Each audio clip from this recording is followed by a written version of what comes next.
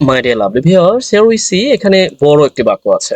প্রথমে এই বাক্যটি আমরা পুঙ্খানুপুঙ্খরূপে বোঝার চেষ্টা করব। পরবর্তীতে অনুরূপভাবে আমরাও চেষ্টা করব এই বড় বাক্য আমরা নিজেরা লিখতে পারি কিনা।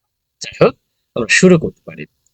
নিডলেস টু সে এর অর্থটা হচ্ছে বলার অপেক্ষা রাখে না, হয় না? আমরা কিন্তু অনেক সময় বলি যে এটা বলার অপেক্ষা রাখে না।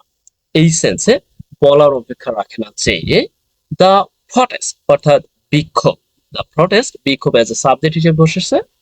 দ্য প্রটেস্ট অন মানডে অর্থাৎ সোমবারের বিক্ষোভ ক্রিয়েটেড তৈরি করেছে মেসি বিশাল ট্রাফিক কনজেশন। আমরা কিন্তু ট্রাফিক জ্যাম জানি, ওকে? এই কনজেশন অর জ্যাম একই অর্থ দেয়। মেসি এর অর্থটা হচ্ছে বিশাল। আমরা চাইলে কিন্তু অনেক সিনোনিমাস ওয়ার্ড ব্যবহার করতে পারতাম, আপাতত করছি না, পরে বলছি। ট্রাফিক কনজেশন অর্থাৎ traffic jam, okay? Across as a proposition হিসেবে ব্যবহার হয়েছে, এর অর্থটা হচ্ছে ব্যাপী। আমরা সাধারণত অ্যাক্রস এর অর্থটা ব্যাপী বা প্রায় বা মানে মাঝামাঝি এই অর্থে ব্যবহার করে থাকি। যাই হোক, এখানে অর্থটা দিচ্ছে ব্যাপী। The Mohakhali flyover and airport road areas. আপনাদের প্রশ্ন থাকতে পারে এখানে আর্টিকেল কেন দেওয়া হলো, আবার এখানে আর্টিকেল কেন দেওয়া হলো, এটা আমরা দেখার চেষ্টা করব একটু শেষ করে, ওকে? অর্থাৎ এই যে মহাখালী ফ্লাইওভার এবং এই এয়ারপোর্ট রোড এরিয়াস ব্যাপী বিশাল ট্রাফিক জ্যাম সৃষ্টি করে। অ্যাজ ওয়েল অ্যাজ সেই সাথে, অ্যাজ ওয়েল অ্যাজ সেই সাথে, এখানে কিন্তু অ্যাজ এ ফ্রেজ হিসেবে ব্যবহার হয়েছে, not conjunction, okay?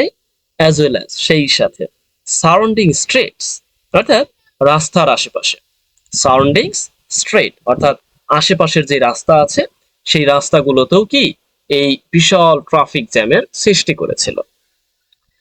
Living, living দেখুন, লিভিং এর অনেকগুলো ব্যবহার আছে। এই লিভিং নিয়ে আমার একটি ক্লাসও দেওয়া আছে, আপনি চাইলে সেই ক্লাসটি করে নিতে পারেন। লিভ এর ব্যবহার এখানে as a participle, present participle হিসেবে ব্যবহার হয়েছে।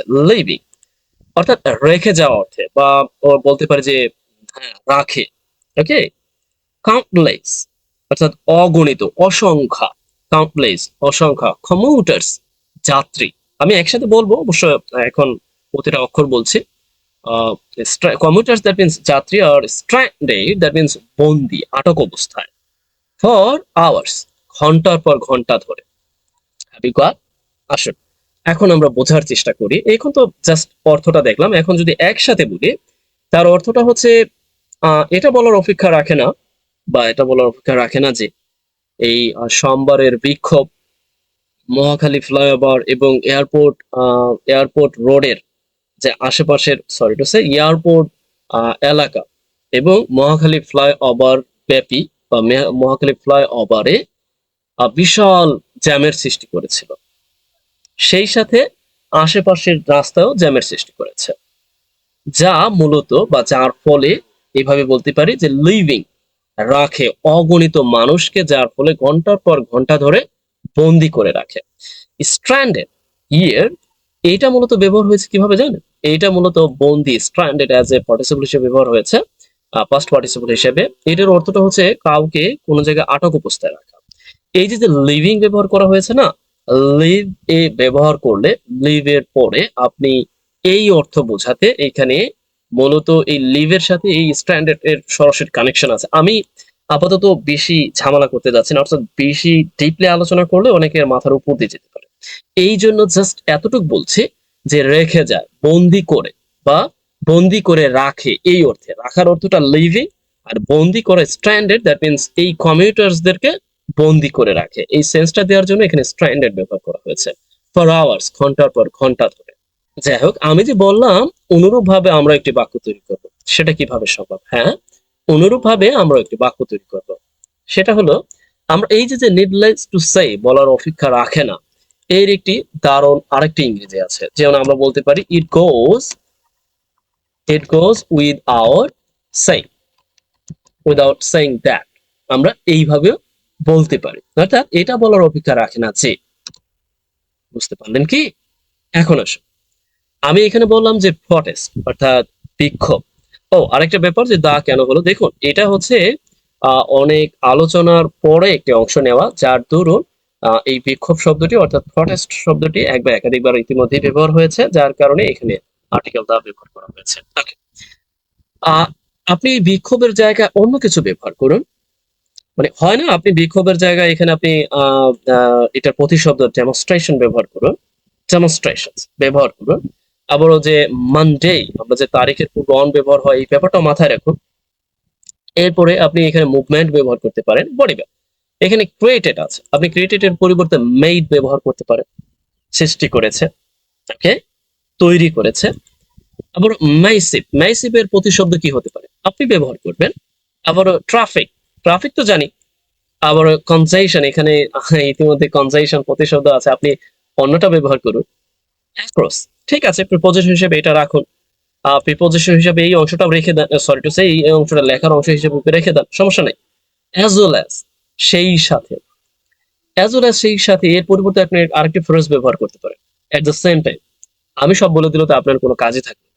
তার মানে প্যারাফ্রাইজিং, আমি এটা বলছি না শুধুমাত্র যে এটাই প্যারাফ্রেজিং বলছি, ব্যাপারটা এরকম না। আপনি কিন্তু এই স্ট্রাকচারটাকে পরিবর্তন করতে পারেন যদি আপনি চান। অর্থাৎ আপনি এখানে ঠিক যেইভাবে আছে একটু অন্যভাবে লিখতে পারেন, রাইট? আশা করছি বুঝতে পেরেছেন।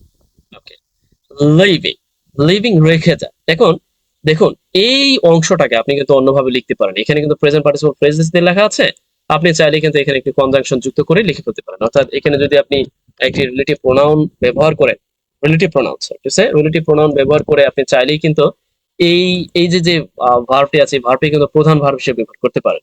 অর্থাৎ প্রধান ভার্ব বলতে এই যে আপনি যে রিলেটিভ ক্লোজ তৈরি করতেছি, রিলেটিভ ক্লোজ এর জন্য যে এই রিলেটিভ ক্লোজ যুক্ত সেন্টেন্সের জন্য এটাকে একটা প্রধান ভার্ব হিসেবে ব্যবহার করতে পারেন। আমি বলে দিব, এটা আপনার কাজ, আপনি কিভাবে ব্যবহার করবেন। অর্থাৎ একে প্রধান ভার্ব হিসেবে ব্যবহার করলে, অর্থাৎ আমার ক্লাসগুলো যারা দেখেন নিয়মিত, তারা নির্বিঘ্নে মানে নিঃসন্দেহে পারবেন, আশা করছি। ও, কাউন্টলেস এর একটি প্রতিশব্দ ব্যবহার করলেন, স্ট্র্যান্ডেড এর একটি প্রতিশব্দ ব্যবহার করলেন, এরপরে ঘন্টার পর ঘন্টা ধরে লিখে দিলেন। এটাই হচ্ছে আপনার কাজ। এখন অনেকে বলতে পারেন এটা কোনো ব্যাপার হলো, এ তো এই যে কি যেন, মানে ইজি অফ পানির মতো সহজ, রাইট? যাই হোক, তারপর আমি বলছি আপনি যদি ভালোভাবে এই ব্যাপারগুলোকে একটু রপ্ত করেন, ভালোভাবে বোঝার চেষ্টা করেন, এগুলো কিন্তু কাজে দেবে। অর্থাৎ আপনি আপনার প্রয়োজনে এগুলোকে দারুণভাবে কাজে লাগাতে পারবেন। এই অভিজ্ঞতা, অর্থাৎ প্রতিশব্দ খুঁজে বের করা, তারপরে একটু ভিন্নভাবে স্ট্রাকচারটাকে দাঁড় করানো, এগুলো কিন্তু আপনার লেখাকে অনেক অনেক বেশি ত্বরান্বিত করবে এবং আপনার যে কনফিডেন্ট লেভেল এটা অনেকাংশে বাড়িয়ে দেবে। প্রথমে আমরা দেখলাম যে এগুলোর অর্থ, তারপরে আমরা দেখলাম যে কিভাবে আমরা প্রতিশব্দ ব্যবহার করে মানে রিরাইট করতে পারি। এরপরে আমরা চাইলে পুরো স্ট্রাকচারটাকে পরিবর্তন করতে পারি। অর্থাৎ এই যে এখানে আমি বললাম যে আপনি হুইজ ব্যবহার করে এখানে পুরো অংশটাকে রিফার করতে পারেন। রিফার করে অর্থাৎ পুরো অংশটাকে বুঝিয়ে আপনি হুইজ ব্যবহার করে এই অংশটাও লিখে ফেলতে পারেন। চাইলে তো আপনি অন্যভাবে লিখতে পারেন। এটা হচ্ছে আপনার উপর নির্ভর করে। যেমন as well as, at the same time এটার প্রতিশব্দ ব্যবহার করতে পারেন। যাই হোক, আমার এটা মূল উদ্দেশ্য হচ্ছে আপনি যদি এতটুকু লেখেন, অর্থাৎ যেই বাক্যটি আছে এই বাক্যটিও লিখে দেন, এরপরে কিন্তু অনেক কিছু, অর্থাৎ আপনার ভিতরে একটা মানে একটা কনফিডেন্স তৈরি হবে যে না আপনি পারতেছেন বা এই অর্থটাও বুঝতেছেন, ঠিক আছে? আর যদি প্রতিশব্দ দিয়ে লেখেন তাহলে তো কথাই নেই, তাহলে কতগুলো শব্দের সাথে আপনি পরিচিত হয়ে গেলেন। যে কমিউটার্স, এখানে আছে কমিউটার্স, দ্যাট মিনস যাত্রী, আপনি প্যাসেঞ্জার দিতে পারেন, আপনি অনেক কিছু দিতে পারেন, আরো দিতে পারেন travellers, okay. Sorry to say, আজ এই পর্যন্তই। আশা করছি আপনি আপনার জন্য রাখা কাজ করে দিবেন। একটু ছোটই রেখেছি কারণ অনেকের কাছে মানে বড় করলে অনেকের কাছে একটু বিব্রত ফিল হয়, আবার অনেকে সহজভাবে নিতে পারেন না। যাই হোক, আর যদি আপনি মনে করেন যে না এটা ঠিক আছে, তাহলে আমাকে অবগত করবেন, আমি পরবর্তীতে আরো বড় করার চেষ্টা করব। যাই হোক, আহ এইখানে আজকে 25তম ক্লাস ছিল। আমি আশা করব যে আপনি আমার ইউটিউব চ্যানেলের যে প্লে লিস্ট আছে সেখানে যখনই আপনি খোঁজার চেষ্টা করবেন, সেখানে বাকি ক্লাসগুলো পেয়ে যাবেন। অর্থাৎ সেই ইউটিউব চ্যানেলের সেই ইয়ের নাম হচ্ছে রিডিং স্কিল অ্যান্ড প্যারাফ্রেজিং। ঠিক ওখানে গিয়ে আপনি বাকি ক্লাসগুলো পাবেন। আশা করছি সেই ক্লাসগুলো আপনি চাইলে দেখে নিতে পারেন। জি, আজ এই পর্যন্তই। ভালো থাকুন। Best wishes.